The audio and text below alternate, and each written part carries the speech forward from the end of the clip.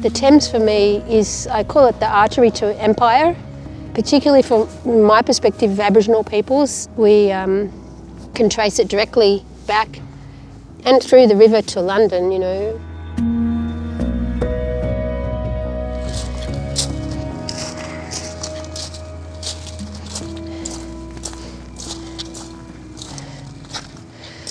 This one is a whalebone, but see how it's hard to see?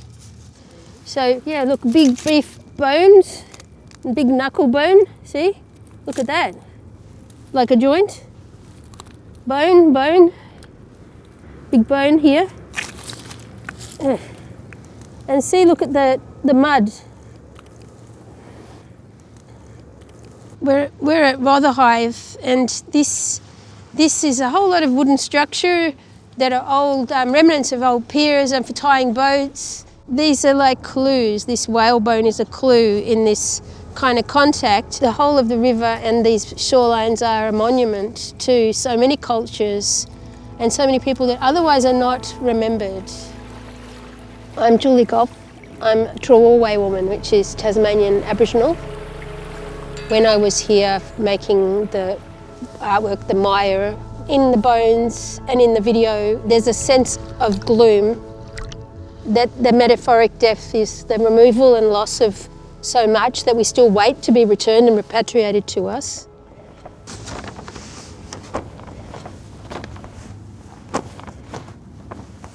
We came down the Hanover stairs and then we've walked all the way along and back up Prince's Stairs.